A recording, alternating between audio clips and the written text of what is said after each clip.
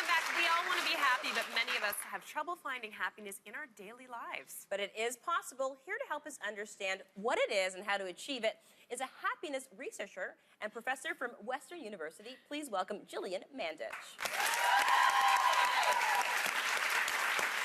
So, Gillian, you are from my alma mater, so of course I'm going to listen to everything you say, I think. So what is happiness? How do you define it? That's such an amazing question, because when you think about happiness, we all have like a general idea of what it feels like to be happy. But basically what it boils down to in its simplest form is happiness is sort of our daily satisfaction with life, as well as how we're feeling in every moment. So it's really that simple. Okay, so you said that there are certain aspects to your personality that seem to be innate. So, for example, you said that your teachers have described you as a child, as a very happy child. I know that my parents said that I didn't smile until I was like 1 year old. They said I was a bit grumpy. But so how much of our happiness is based on the personality that you're just kind of innately born with? That's such an excellent question, and something I get asked a lot. You know, people will say things like, well, I'm more of an optimist, or I'm more of a pessimist, a glass is half full or half empty kind of person. But when you look at it, the research is pretty clear that we have control over about half of our happiness. So our daily actions, thoughts, and behaviors control about half of our happiness. The other half, there's only about 10% that's actually affected by our life circumstances, and the rest, that's the genetics. Okay. Those are big numbers to consider. Really, yeah, it I think really we should let is. that sink in a little bit. Rewind your PVR. Listen to those numbers again. And the That's cool what I'm gonna thing do. is Yeah. happiness is like a muscle. So the more that you use it, the more that it grows. So no matter where you are or how happy you feel right now, we all can create a life to grow that muscle and practice happiness skills to then grow that and to be happier in our life. Okay, so let's jump into that one a little bit then. So what is something that we can start to do right now today to start to build that skill? Oh, I love this. This is my favorite part. So there's a lot of things, even in this moment right now, you can practice gratitude. And so developing a regular gratitude practice, and that can look different for different people. So it could be just thinking about things that you're grateful for or noticing them. It can also be actually writing them down. So taking a few minutes in the morning or at night to write down 3 or 5 or whatever it is, things that you're grateful for. Once you start to bring your awareness to gratitude, it actually starts to grow and to build. And what's really cool is gratitude not only increases your happiness, but it decreases negative emotions like stress, anxiety, depression, things like that. The other really fun one is you can actually get moving. So physical activity has a really positive effect on your happiness. And what's cool is, say you exercise for 20 minutes, the positive mood effect that it has lasts 12 hours. So it continues to grow. That doesn't make you happy, right? Another thing that we can do to build that happiness muscle is to do nice things for other people. And it can be something as simple as buying coffee for the person in line at a coffee shop or something like that.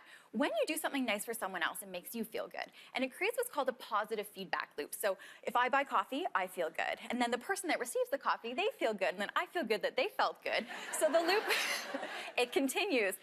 And if, say, you watched that happen, it actually has a positive effect on your happiness as well. So what's really neat is research coming out of Harvard suggests that our happiness actually extends up to 3 degrees of separation from us. So it has this beautiful happiness ripple effect where we can all collectively be happy and have a more positive impact It's on like those. a happiness halo. Absolutely, that's great, yeah. I love that. Yeah, I love that. That ripple effect. I'm saying thank you for being here. Thank you for being here. Thank you. Thank you.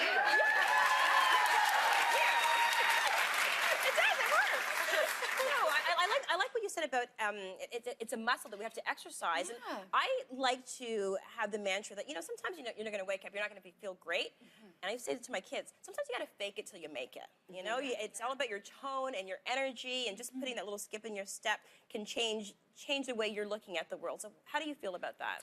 Absolutely, and what's really cool is there's a tool that we all have that we can access at any time if we're not feeling really happy, to change it in an instant. And all you have to do is smile. And it sounds that simple, but there's 2 key muscles that you have to activate to trigger the positive physiological response in your body. So taking the corners of your mouth and drawing them up towards your ears, and then there's a muscle that goes around your eyes, and when that squishes, those 2 muscles... I don't want to squish that, though. Yeah. That's wrinkle causing. They're happy lines. I don't like that.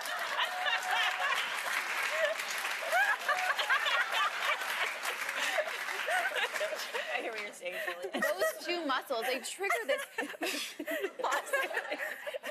Look, we're all happy now. It's true. They trigger this positive physiological response in your body, and your body doesn't actually know if you're smiling because you're actually happy or if you're faking it. So you literally can fake it and change your body's physiology. I'm laughing a little bit because Lainey is particularly known for having a kind of grumpy face on a lot, right? Am I Just right? when I have to take my picture by myself. Here's some examples I think that we have. And Yes. oh, Yes. How would you rate her happiness? It's only because when I do, it's true. All of a sudden, I don't feel so happy anymore. Sad. Do you know what's really funny about that is there was a study that came out of Berkeley, and it actually measured people's yearbook smiles, and then it followed them for 30 years, and it predicted a lot of different things. And so the people that had the largest smiles in their yearbook photo, they rated themselves as happier. They also had more long-lasting and fulfilling marriages, and they were rated as more inspiring by their peers. So people that smiled, but that's not. There. That's not to say we can't start to exercise that muscle and have it grow right now, right? We are where we are, and we can practice. It's only up from here. That's right. It's only up from here.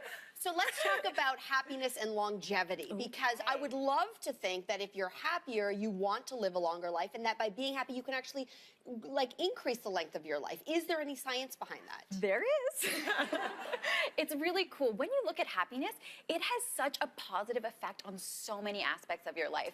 There was actually a big meta-analysis that was done. And basically, when you do a meta-analysis, it pools a lot of studies together. And when all those studies are pooled together, we can be more confident that the results are more closer to the truth or more accurate. So they looked at all these studies, and there was clear and compelling evidence that all else being equal, happy people not only lived longer, but they had a better quality of life than their unhappy peers. And it extends beyond that too. So happy people have lower rates of cardiovascular disease. They have improved immune systems, which going into the winter, it's nice to know that when we're happier, it's another little thing in our back pocket to keep us healthy. It also, they're rated as being more liked by their peers. They tend to be more altruistic. They're liked better at work. They're more helpful, more creative, better problem solvers. There's such a cascade of amazing things that come when you work that happiness muscle. Okay. Okay, I'm gonna bring this dark for a second.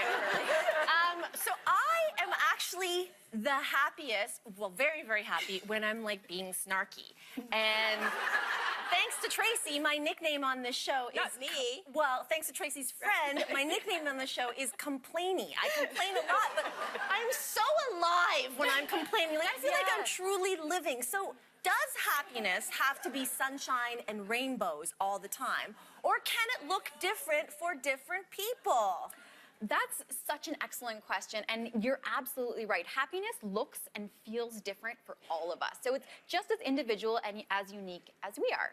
But the neat thing is that because your happiness, so for your example, when you start to dig at the why, what makes me happy? Why does this actually make me happy? For you, for example, feeling snarky, maybe it's because you want to be heard or to have a common ground or fun, yes. Whatever the why is behind what that is, I would encourage you to then investigate that and look, maybe there's other ways that I could access the same feeling that would actually make me happier than what I'm doing right now. Okay. Something to think about. So how about when, we all know the person who's so happy all the time. It's like they're punching you in the face with their happiness. They're always peppy. And it's exclamation point, and smiley emojis constantly, and everything is so awesome. And they can never vent with you. You just want a 2-minute vent. Can we just vent? No. Anyway, is that happiness or is it fake? That's a really good question as well, because we all know what it's like to get 1,000 exclamation marks in a text message. I've sent a few in my life. But what I would look at it as the emotion behind, and we see things not as they are, but as we are. So our interpretation of that text message or that conversation is what's more important. And so whatever emotions that evoking in you is something to examine. So if you're feeling really grumpy and then someone sends you a message, maybe it's triggering something in you or being like, hey, maybe I need to smile and switch my my perception right now. I feel like those people are also happiness suckers. You might be really happy and then you need their happiness and they just suck the happy right out of you. You're sucking the happiness out of this segment. Yeah. I think she's trying to say, look at yourself and what your reaction I didn't get that message, but okay. So we all know that, life sometimes throws us curveballs, and, there's peaks and there's valleys. There's hard times. Yeah. And so how do happy people cope with those hard times? Is it the same thing? Like, can you be like bubbly and sunshiny and, you know, awesome? Yeah, absolutely. The really cool thing is that, I mean, the reality is we aren't all like super happy all the time. And that's not necessarily even something to strive for or a goal to set for yourself. But you know, there are ups, there are downs, and there are certain times in our life where sad things happen, bad things happen that we don't have control over. But what you can do is you can actually build what's called resiliency. So in a situation where you feel powerless or like you don't have a lot of control, you can find those moments of opportunity to actually seize back the control. And when you do that, you build that resiliency muscle, which is very correlated with happiness. So the more resilient you are, the more you're able to bounce back from a sad moment or a happy moment, actually builds your happiness at the same time. Gillian, thank you so much. I feel happier already. Spread the positive vibes around, and we will be right back, so stay with us.